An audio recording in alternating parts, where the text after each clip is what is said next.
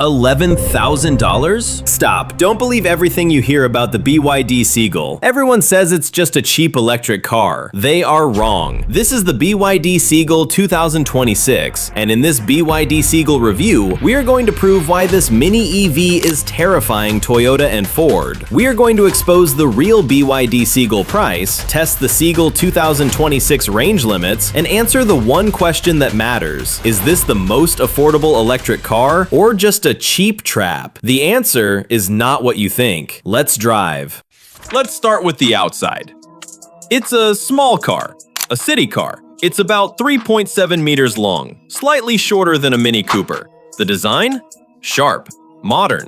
BYD's design language is strong right now, and you can really see it here. The headlights? Full LED on most trims. That's unusual at this price. The side profile? Clean. You'll notice the door handles. They aren't the expensive, motorized, pop-out style. They're semi-concealed flush handles. Smart way to look modern and save cost. Now, the wheels.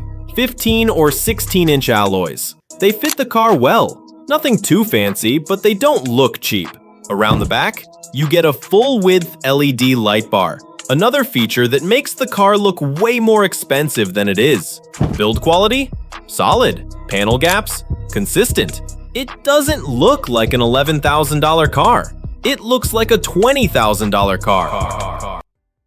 We're getting to the battery and range next, which is the most important part. But if you're finding this review helpful so far, just take a second to hit the like button. It's free and it really helps the channel show this video to more people. Thanks. All right, the most important part. The battery. This isn't a normal lithium-ion battery. This is BYD's Blade battery. It's an LFP battery. What does that mean? Two things. First, it's safer. It's very difficult to make this battery catch fire. Second, it's more durable. You can charge an LFP battery to 100% every single day, and it degrades much slower than other batteries. This is a huge deal for a cheap car. You don't have to worry about babying the battery. There are two battery sizes. The base model has a 30.08 kilowatt-hour battery. This gives you a range of 305 kilometers, about 190 miles on the Chinese test cycle, CLTC. The top model, the one the title mentions, has a 38.88 kilowatt-hour battery. This is the one that gets the 405 kilometer range, about 252 miles.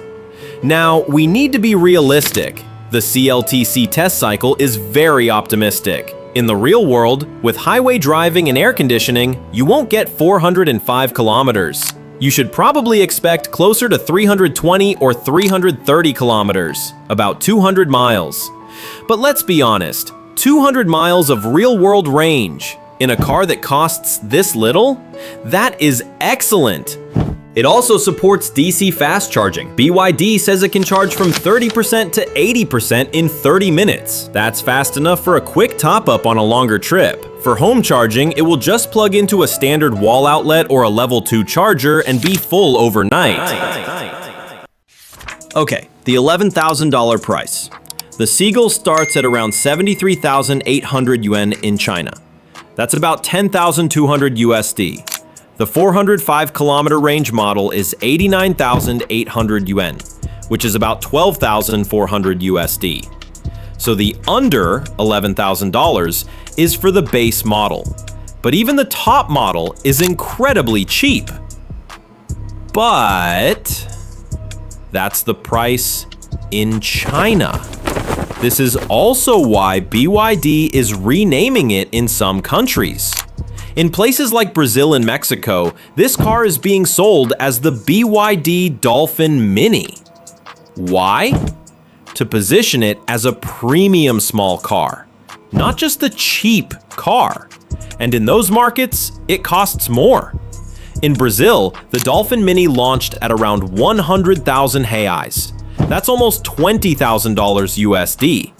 That $11,000 car easily becomes an $18,000 or $20,000 car after shipping and import taxes.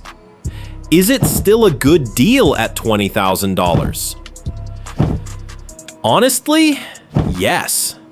An EV with 200 miles of real-world range and this much tech for $20,000 is still something most brands can't offer.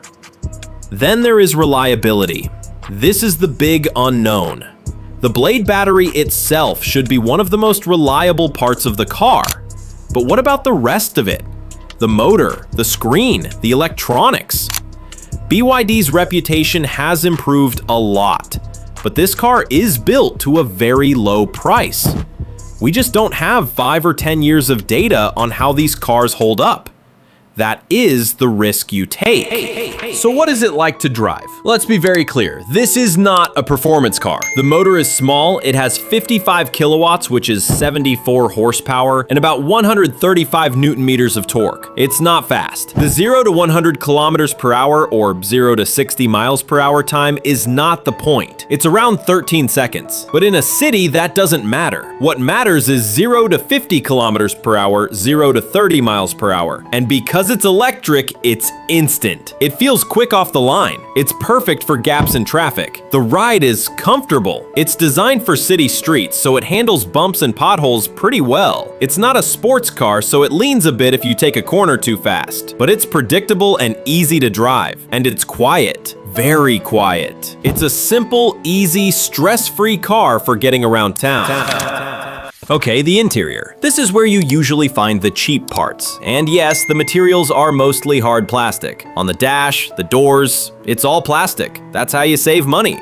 But the design is smart. Your eye goes straight to this screen. It's a 10.1-inch screen and it rotates. You can have it horizontally for maps or vertically for lists. It runs BYD's D-Link system. It's fast. And for international markets, it gets even better. Most export models now include Apple CarPlay and Android Auto, which is a huge plus for usability outside of China. In front of the driver, you get a small digital instrument cluster. It shows your speed, range, and battery percentage. It's simple and clear.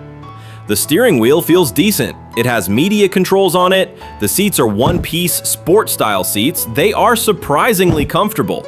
They're not leather, but the material feels durable. In the back? It's small. This is a city car. You can fit 2 adults back there for short trips, but it's tight. It's really for kids or for occasional use. The trunk or boot is also small, enough for groceries or a couple of backpacks, but the rear seats do fold down if you need more space. Overall, the interior is the biggest surprise. They saved money on materials, plastic, but they spent it on things you see and touch every day. The screens, the design. It's a smart compromise. So let's sum it up. What's good? 1. The price. It's incredible! Nothing else comes close, even at $20,000. 2. The battery. The LFP Blade battery is safe, durable, and gives great range for the price. 3.